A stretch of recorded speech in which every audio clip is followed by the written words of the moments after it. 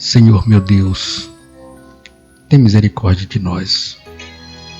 Viemos a Ti de mãos vazias, porque Tu sabes que tudo que temos e somos nada é mais do que pecado. Nossa manhã celestial, o destino de nossas almas depende totalmente da Tua graça salvadora e misericórdia. Entramos na Tua presença, escravo do pecado, em absoluta pobreza, e hoje somos Teus herdeiros em Jesus Cristo, nossa maior riqueza. Valor nenhum pode ser comparado ao céu que nos tens preparado, Pai, Senhor, nossa justiça. Amém.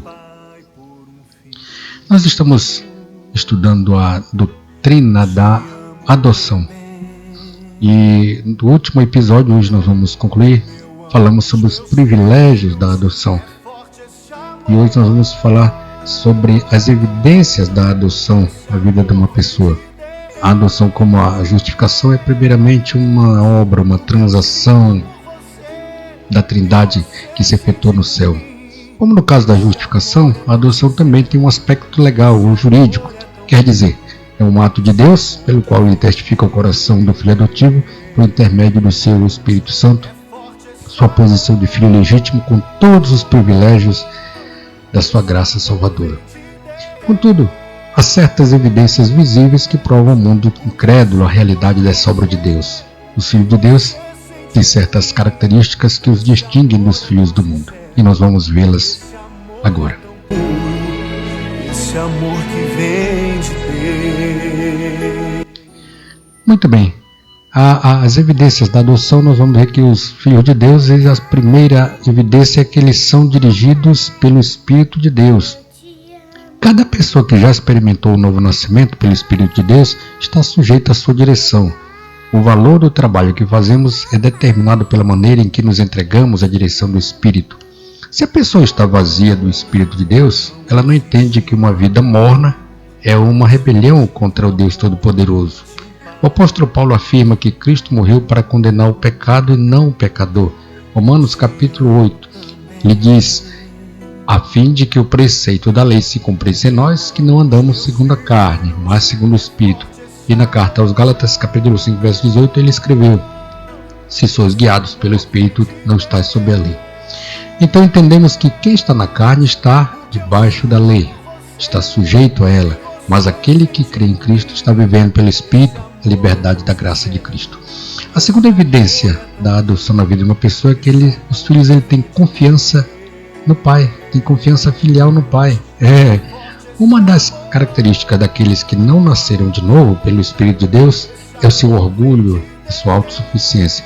Estava ouvindo no final de semana aí algumas músicas cristãs e duas delas me chamaram a atenção pelo conteúdo, uma teologia um pouco duvidosa, né? Eu vou já falar sobre isto aqui, entendendo que enquanto o homem não reconhecer que o seu pecado é uma transgressão contra Deus mesmo, ele acha que tem capacidade para resolver todos os problemas da sua vida e até o problema da morte.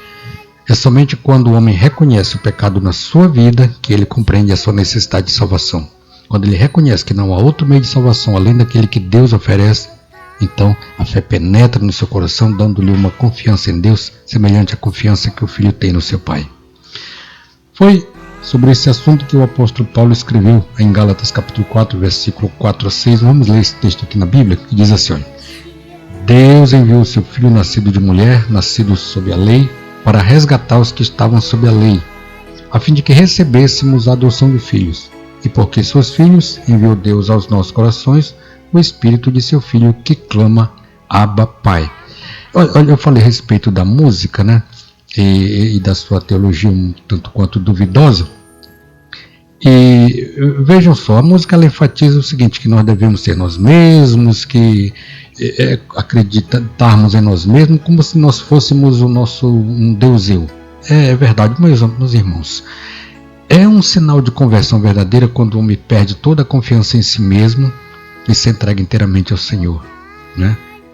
Isto não é mais do que um egoísmo escancarado que estão tentando ensinar ao povo de Deus através das canções. A terceira evidência da adoção na vida de um cristão é que o Filho de Deus tem liberdade de chegar à presença do Pai.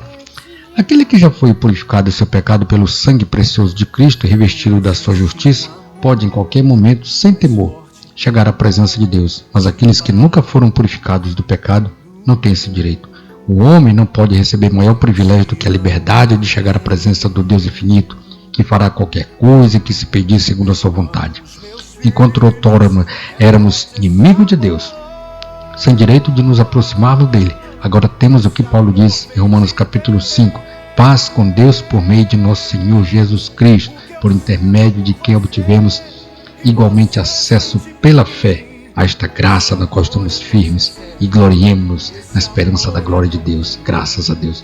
O apóstolo Paulo também falou desse assunto nos Efésios, no capítulo 3, versículo 12, pelo qual nós temos ousadia e acesso com confiança mediante a fé nele, isto é, em Jesus Cristo. O autor da Epístola aos Hebreus, no capítulo 4, versículo 14 a 16, vai dizer o seguinte. Vamos ler na Bíblia esse texto aqui, Hebreus 4, versículo 14 a 16. Tendo, pois, a Jesus, o Filho de Deus, como grande sumo sacerdote que penetrou nos céus, conservemos firmes a nossa confissão. Olha, conservemos firmes a nossa confissão. Uma hora, aquela pessoa que é dúbia, é incerta, ele confessa uma coisa, outra hora não, uma hora ele surpreende, é duvidoso.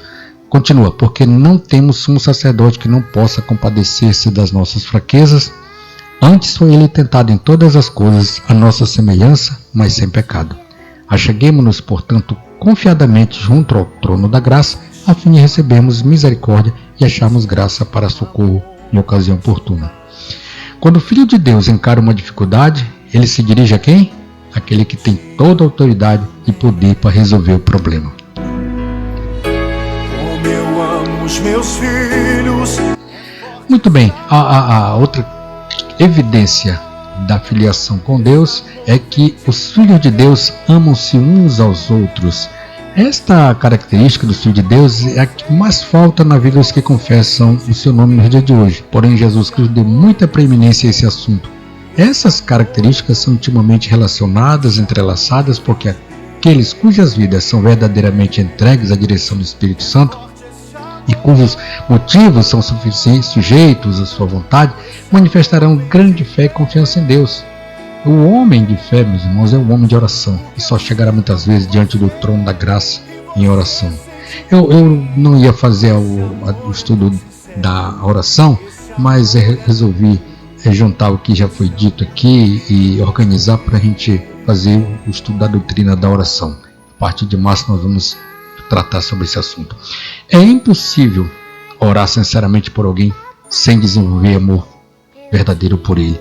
Uma das maneiras mais poderosas de amar alguém é orando por ela, não é isso? Se for aquela pessoa que não gosta de você, então ore pela conversão, pelo seu arrependimento, para que seja despertada para a amizade no seu coração, para que seja interrompida a sua inimizade, aquela inimizade que é uma tipo de espiral que desce ao pecado, consequentemente ao inferno. A oração deve ser pelo bem dela. Jesus orou pelo aqueles que o crucificaram, dizendo: Pai, perdoa-lhes porque não sabem o que fazem. Estevão, o primeiro mártir da igreja, orou: Deus, não lhes imputes este pecado. Meus irmãos, nosso coração deve ser esse, de desejar a salvação dessas pessoas, querer a sua presença no céu e sua felicidade eterna, como Paulo desejava a salvação dos judeus. Glória a Deus. No seu famoso capítulo sobre o amor, o apóstolo diz assim: agora, pois, permanece a fé, a esperança e o amor, estes três, porém o maior destes é o amor. Essa característica é muito importante na vida do Filho de Deus. Orar, interceder a Deus em favor de todos, até porque as coisas nunca vão bem com todo mundo, né? Apesar de a gente dizer que está bem, mas na verdade não está. É isso? O apóstolo João considerou esse tema tão importante, o tema do amor, que fez dele o principal assunto da sua primeira epístola. Ele disse, 1 João capítulo 2, versículos 9 a 11, vamos ler esse texto. Aquele que diz, está na luz e odeia seu irmão, até agora está nas trevas. Aquele que ama seu irmão, permanece na luz e nele não há nenhum tropeço. Aquele, porém, que odeia seu irmão, está nas trevas e anda nas trevas e não sabe para onde vai, porque as trevas lhe cegaram os olhos. Novamente no capítulo 5, versículo 1, diante ele diz, todo aquele que crê que Jesus é o Cristo é nascido de Deus, e todo aquele que ama o que o gerou, também ama o que dele é nascido. Então ame os filhos de Deus, aqueles que nasceram dele. Isto, pois, é a verdadeira prova da adoção. É inútil dizer que amamos a Deus se não estivermos prontos a obedecê-lo em todas as coisas.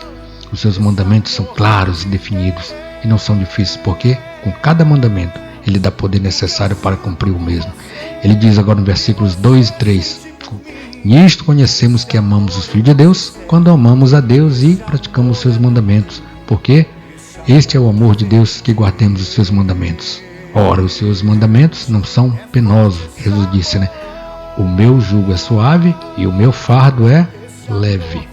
Meus irmãos, para concluir a nossa reflexão, o nosso estudo da doutrina da adoção, quero dizer que cada filho de Deus deve mostrar esses distintivos em sua vida e deve crescer continuamente nessas virtudes. A sua vida espiritual deve produzir muito fruto. Nosso Senhor Jesus Cristo nos deu a receita da produtividade espiritual em João capítulo 15, versículos 4 e 5, dizendo: permanecei em mim e eu permanecerei em vós. Como não pode o ramo produzir fruto de si mesmo se não permanecer na videira, assim nem vós o podeis dar, se não permanecerdes em mim. Eu sou a videira, vós os ramos, quem permanece em mim e eu nele, esse dá muito fruto, porque sem mim nada podeis fazer. Se nossas raízes estão fixadas em Cristo, produziremos bons frutos. Se nós como galhos estivermos ligados na videira verdadeira, produziremos muitos frutos. Que o Senhor te abençoe, que o Senhor te guarde, que o Senhor faça resplandecer o seu rosto sobre ti, tenha misericórdia de ti e te dê paz em nome de Jesus. Como eu amo os meus filhos.